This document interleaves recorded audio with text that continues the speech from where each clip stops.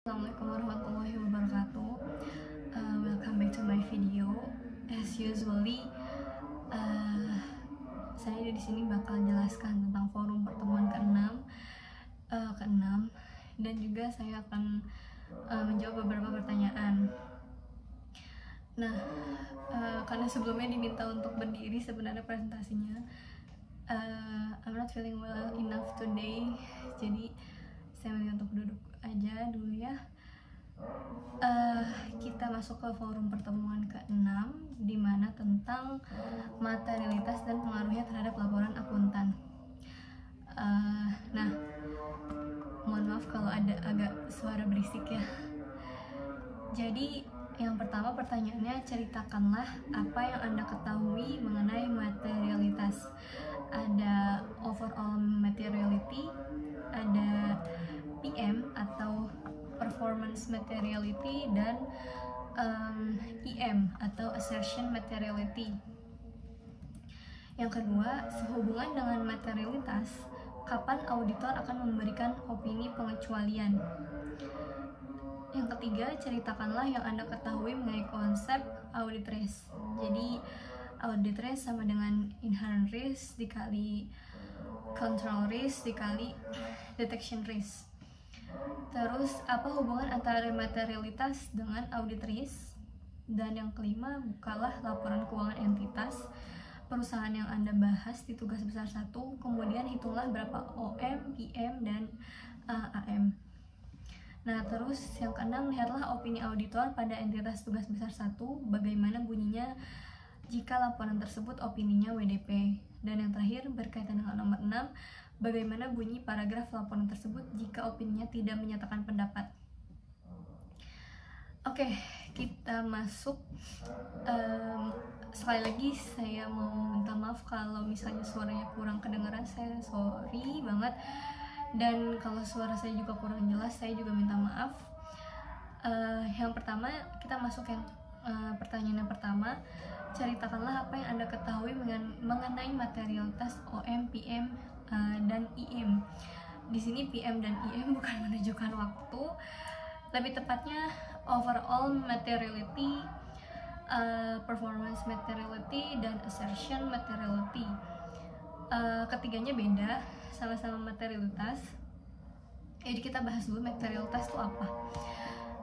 Sebenarnya materialitas itu batasan ambang batasi, dimana kalau masih di bawah materialitas masih nggak di taking for consideration, tapi kalau udah di atas materialitas itu pasti di consideration lagi. Materialitas itu sebenarnya untuk membuat sebuah decision make, atau kalau misalnya kayak auditor lagi mengaudit suatu perusahaan, pasti di awal menentukan tingkat materialitas dulu. Untuk selanjutnya nanti untuk pengambilan keputusan. Nah, tingkat materialitas ini based on point of view masing-masing KAP dan auditornya, berdasarkan entitas bisnis, skalanya, jenis usahanya. Jadi di awal kan ada, sebelumnya kita udah pernah bahas perikatan atau prosedur audit, di mana yang pertama itu adanya perikatan audit. Nah, perikatan audit inilah yang nantinya di awal menentukan seberapa besar resiko suatu entitas tersebut, sehingga di awal bisa menentukan tingkat materialitasnya karena dilihat dari resikonya. Jadi beda-beda ya. Kalau misalnya saya menganggap 1 juta itu materialitas, dan mungkin yang menonton menganggap 1 juta itu tidak materialitas, itu kan based on point of view, dilihat lagi dari skala dan resiko dari si perusahaan. Kalau misalnya saya menganggap 1 juta materialitas, saya menentukan batas materialitas itu 1 juta. Berarti transaksi yang di bawah 1 juta berarti tidak material gitu. Misalnya pun itu tidak ada atau tidak ditemukan buktinya, itu tidak materialitas karena yaitu di bawah yang telah ditentukan. Nah, tapi balik lagi, ada 3 jenisnya, ada overall materiality, ada performance materiality, dan assertion materiality. Nah, kalau OM ini tingkat materialitas dari seluruh laporan keuangan. Jadi tingkatnya pada tingkat laporan keuangan. Kalau misalnya PM atau performance materiality itu tingkatnya pada pelaksanaan auditnya. Nah, overall materiality, yang terakhir ada IM atau assertion materiality itu tingkatnya tingkat pada asersi. Jadi OM ini pada tingkat laporan keuangan, PM pada saat pelaksanaan audit, dan IM itu materialitas pada tingkat asersi atau transaksi atau persaldo gitu. Nah, bagaimana kita menentukan OM, PM, dan IM? Itu ada perhitungannya atau ada prosedurnya. Kalau misalnya OM itu kita lihat lagi, kita mau menentukannya di apa. Biasanya sih resiko itu, jadi gini, saat perikatan audit itu kita udah tahu nih resiko perusahaan tuh seperti apa gitu. Jadi kalau misalnya resiko perusahaannya tinggi, maka biasanya tingkat materialitasnya itu semakin rendah. Jadi ketika gini, misalnya kita sebutlah perusahaan BUMN yang memang kelasnya kelas tinggi gitu kan, kelas kakap, sudah pasti resiko auditnya juga besar karena dari skala usahanya, entitas bisnisnya, anak usahanya juga banyak. Kita anggap resikonya tinggi. Nah, karena resikonya tinggi, kita tidak bisa menentukan tingkat materialitasnya tinggi. Semakin kita menentukan tingkat materialitas itu tinggi, maka banyak transaksi-transaksi yang loss gitu, gagal kontrol. Maksudnya lewat aja gitu, berarti lolos, tidak material. Tapi semakin kita menetapkan transaksi materialitas yang rendah, maka transaksi-transaksi yang kecil-kecil tuh akan kesaring gitu. Jadi ketika audit risknya tinggi, materialitasnya akan rendah. Semakin materialitas rendah, maka samplingnya harus banyak, karena kan harus sampai bagian yang kecil-kecil nilainya. Misalnya ketika samplingnya banyak, maka pekerjaan auditnya juga akan semakin banyak. Sebaliknya, kalau misalnya di awal audit risknya rendah atau resiko dari entitasnya rendah, maka tingkat materialitas yang kita buat itu tinggi. Jadi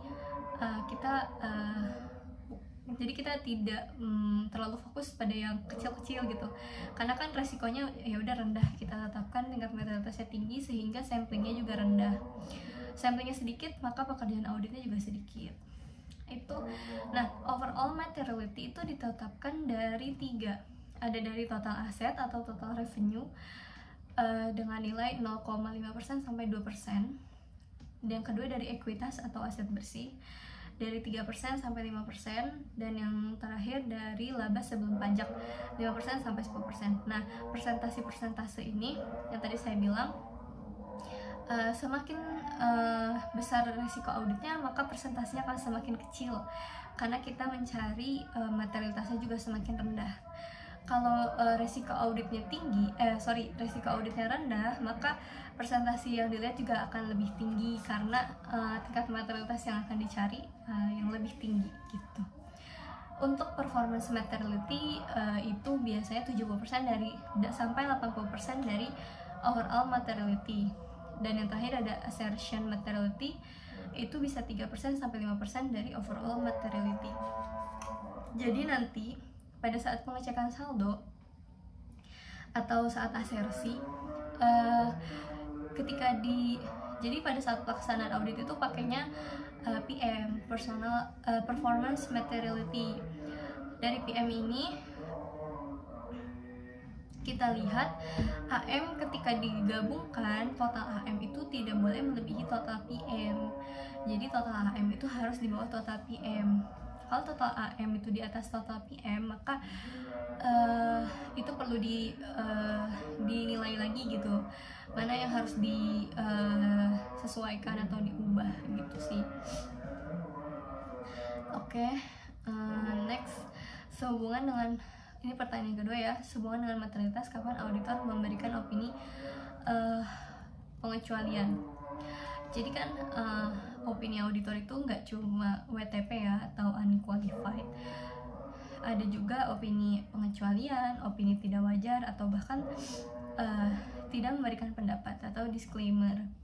Nah, kapan sih auditor ini memberikan opini qualified atau wajar dengan pengecualian?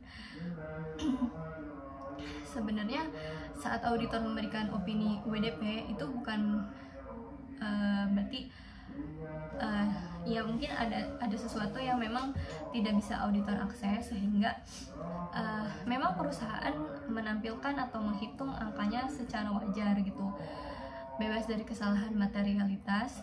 Tapi ada beberapa yang tidak dapat diakses oleh auditor. Biasanya mungkin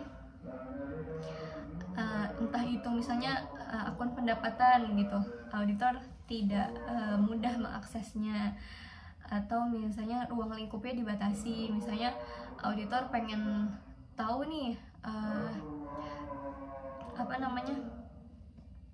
bagaimana cara pencatatan pendapatannya, atau bagaimana cara menghitung misalnya pendapatan di muka atau pendapatan dengan termin misalnya. Tapi misalnya itu dibatasi bukan berarti nggak dikasih lihat, tapi dikasih lihat tapi dalam batasan-batasan gitu. Nah, mungkin itu juga bisa menjadi alasan kenapa diberikan opini wajar dengan pengecualian.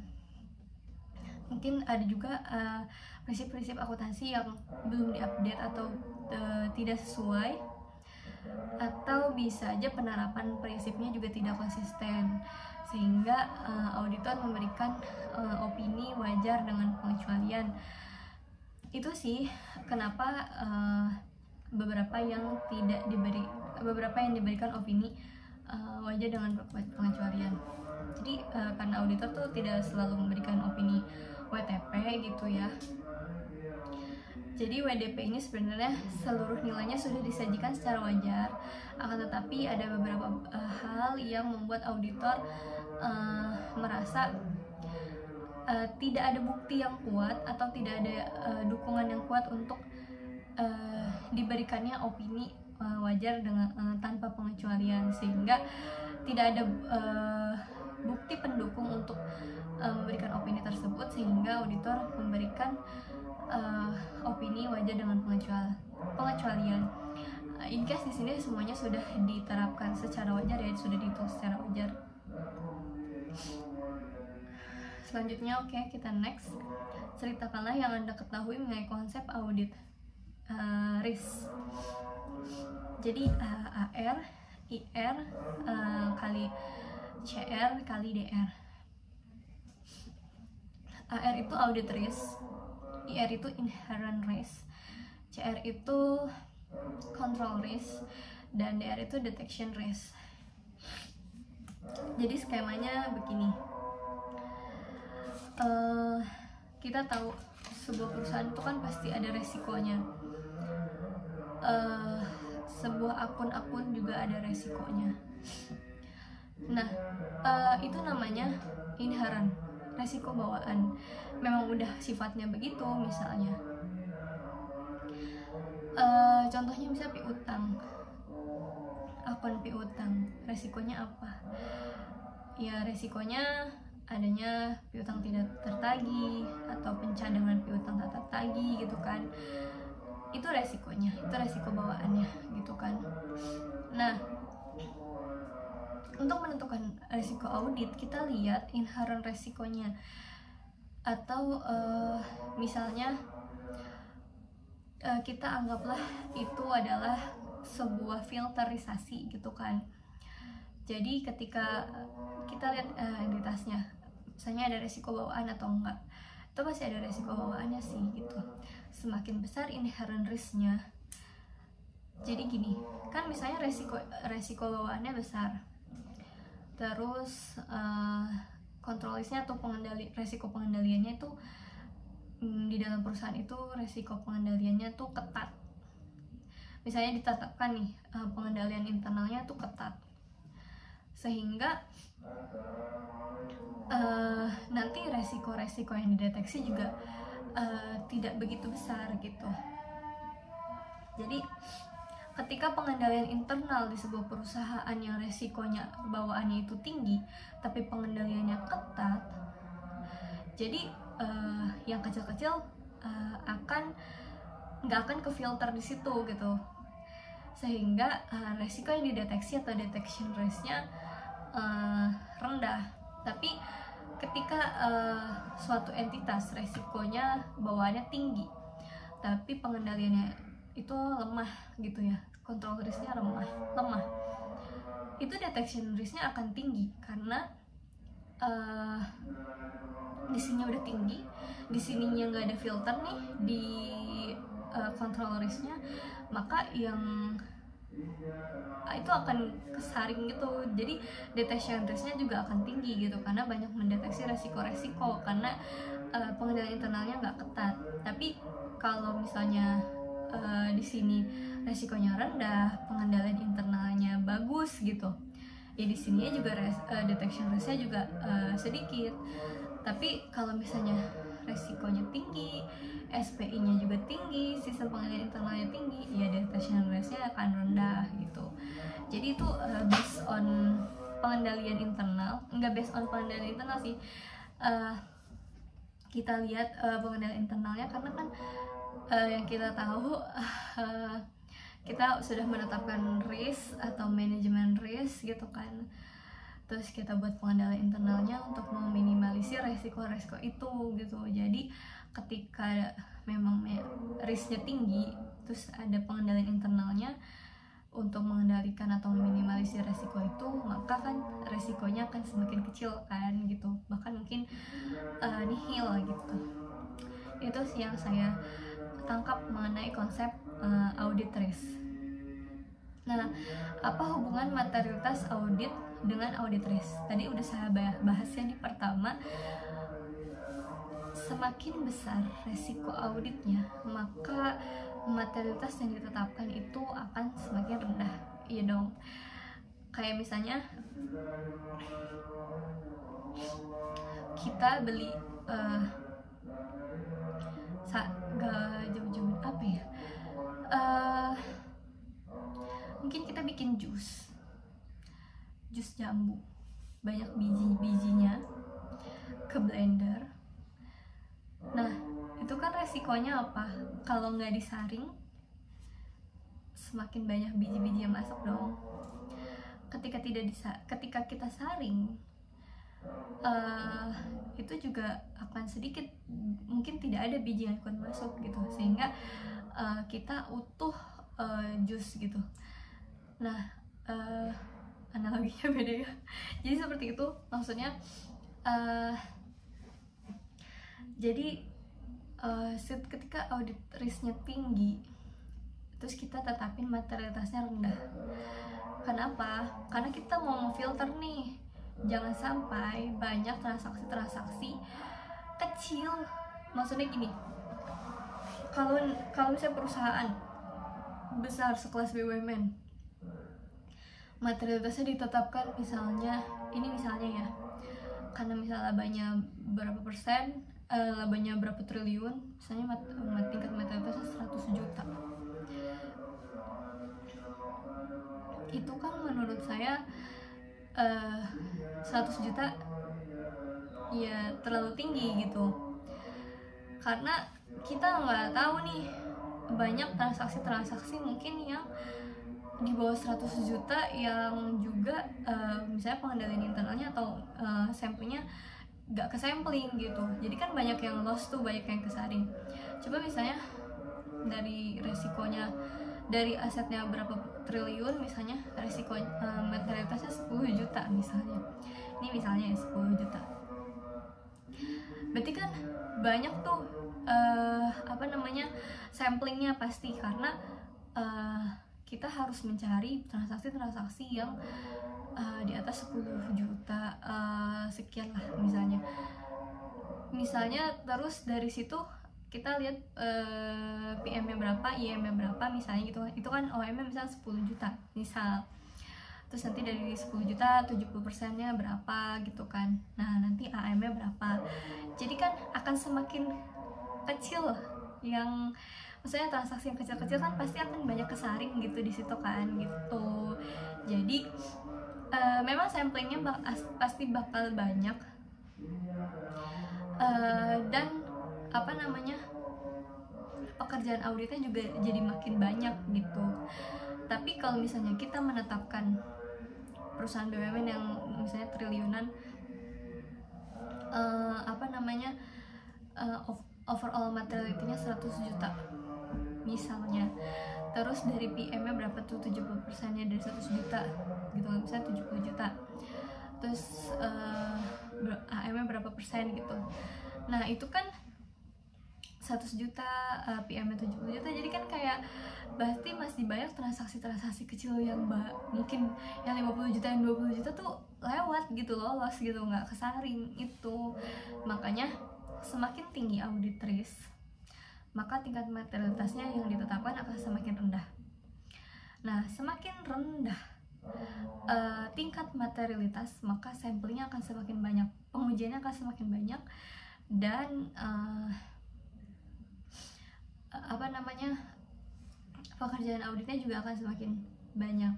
Tapi semakin kecil resiko auditnya, maka materialitasnya akan semakin tinggi. Nah, materialitas akan semakin tinggi, makanya samplingnya sedikit, karena yaitu tadi, ya yang kecil-kecil dianggap tidak materialitas, dan pekerjaan auditnya akan semakin sedikit gitu. Misalnya ya kayak contohnya ya beda lah, perusahaan BUMN, perusahaan publik gitu, itu kan resikonya tinggi-tinggi karena kelas-kelas kakap. Tapi beda kan dengan perusahaan private mungkin, atau perusahaan yang kelasnya menengah, atau mungkin CV-CV kecil atau PT-PT yang masih kecil juga kan, misalnya di audit ya itu resikonya kan akan beda lagi gitu kan itu. Terus laporan keuangan entitas, saya pada tugas besar 1 hitunglah OM, PM, dan AM. Jadi nanti sebenarnya di sini saya akan menginsert di sini bagaimana cara menghitungnya. Jadi saya itu menghitungnya karena saya adalah perusahaan BUMN.